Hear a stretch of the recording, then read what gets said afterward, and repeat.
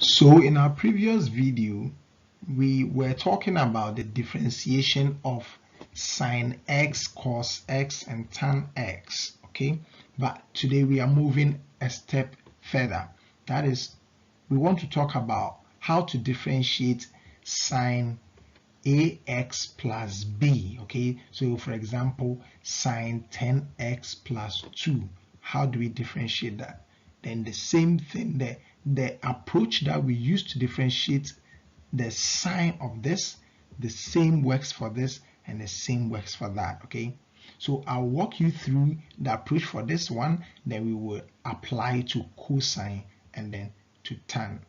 But if you haven't watched the video of how to differentiate sine x, cos x, and tan x, then please go through my playlists and then you will see that video there. Now let's get started. So if y is given as sine ax plus b, then we can use the chain rule, okay? We can use the chain rule by first letting u be equal to this as plus b, okay? So let's do that. So if u is equal to that, then it means that this will not be sine ax plus b, but rather sine u, because we have defined that u should be equal to that. Then we will differentiate both u and y, okay? So when we differentiate u, we would get a.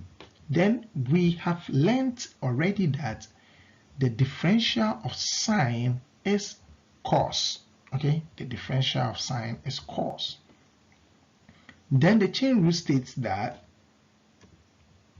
dy dx is equal to dy du times du dx. So all that we need to do is to do the substitution. Dy du, we will put cos u there, and then du dx, we just put a there. So let's do that. Right, so this is what we have, okay? But we cannot end here. Why? Because u was defined. So now we will write ax plus b in place of u. All right, so u is here. Then we do this. Right, so if we are concluding, then we are saying that when you have sine of this is what you do.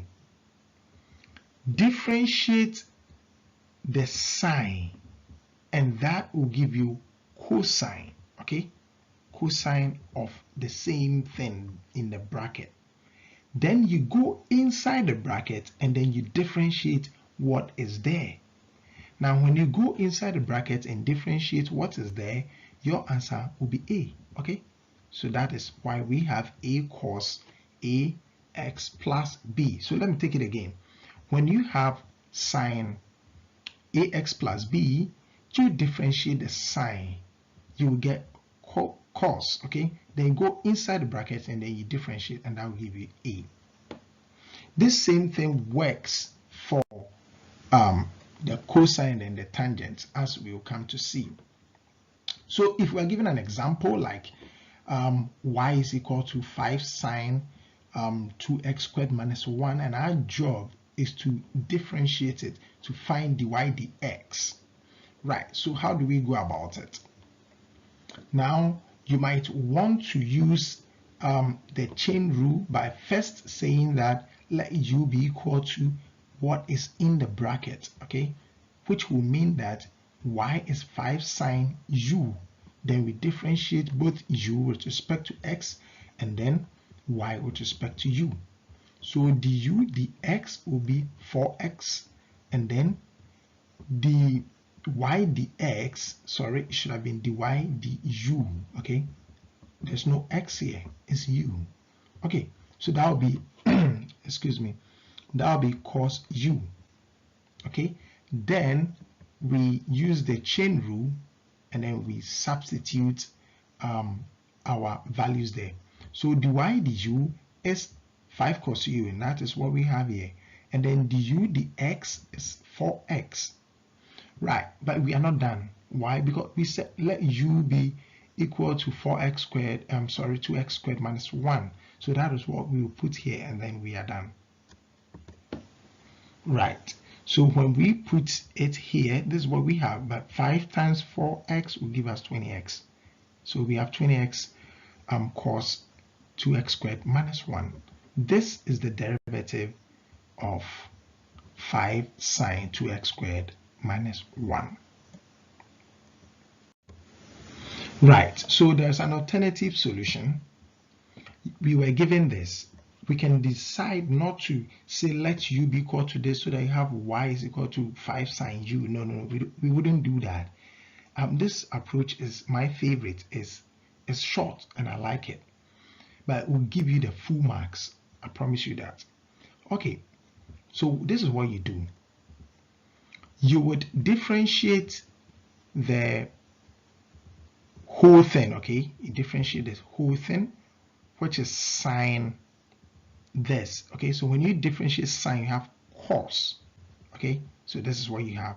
Then you go inside the bracket and you differentiate what's inside the bracket, and that is 4x, right? Then you multiply 4x by 5, and then we get 20x cos 2x squared minus 1. You see this?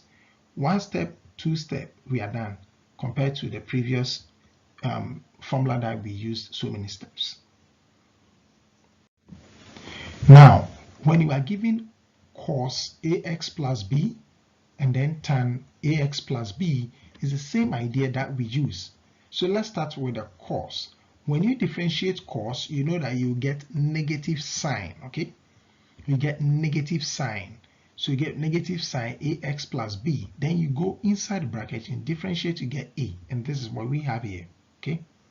How about tan? When you differentiate tan, you have sec squared, okay? So you have sec squared ax plus b. Then go inside the bracket, you differentiate, and that gives you a. See, very, very simple. Right, so now let's combine all that we've learned and then see how this will go. So when you see sine square x, it means sine x all squared, okay? Right, so that would mean that you would differentiate this using the chain rule, okay? Because it is a function within a function. Right, so that is what I've stated here to help you see it. So if we are differentiating, then this will be 2 will come here, then you subtract 1, okay? So that's what you have here, 2 sine x. Then you go inside the bracket and differentiate sine x, and I'll give you cos x. Then you differentiate cos x, that will give you negative sine x. But remember, this 2 is negative. So you multiply negative times negative, and that will give you positive. Right. So we clean it up like this, and then we end here. Well, you might want to factor out sine x or 2 sine x. That's also fine. Now we have this. In fact, this question is really interesting, and let's see how we are going to approach it. This works like the previous question we were looking at. This means cos x all raised to the power 4, okay? Right, and this is tan 2x minus pi on 4 all raised to the power 2. So we have two composite functions and we are going to differentiate them. That would mean that we would need the chain rule. Okay, so now let's apply the idea of chain rule, but we will not say let u be equal to that, let u be equal to that. No, we would use the shortcut. So let's do it. Now, this is what happens.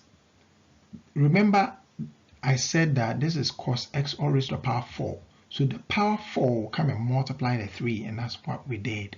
Then we subtract 1, okay?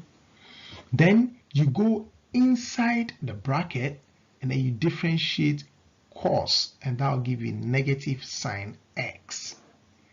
Then the 2 maintain it. This means that tan into bracket x minus pi on 4 all squared. So this square will come and multiply the 2, then you subtract 1. This is what you have. Then you go inside the bracket, and that will be tan.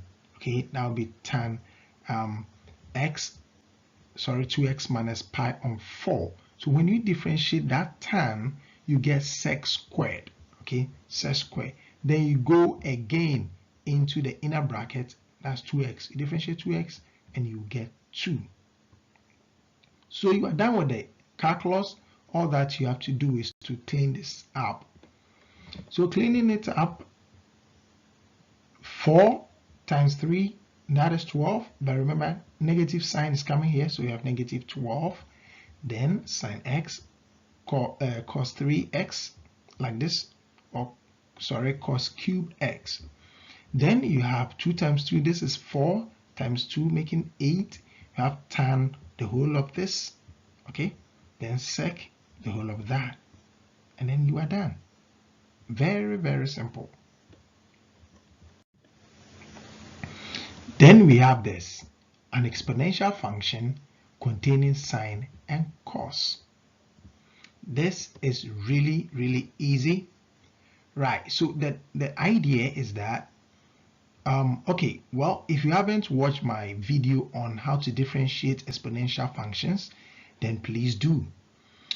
Now, the idea is that you differentiate the index, okay? So that is what I have written here, d dx of the index times the exponential function, okay? So when you differentiate the exponential function, you get itself, okay?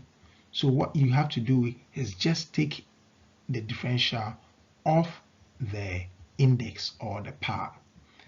And we know sine will give us cos, but when you differentiate cos, you get negative sine, right? So let's see. This will give us cos, differentiate this, you get negative sine, and then you have this, and you are done. You wouldn't be able to do anything to this. You wouldn't want to expand, because even if you expand, it does nothing, so you keep it this way.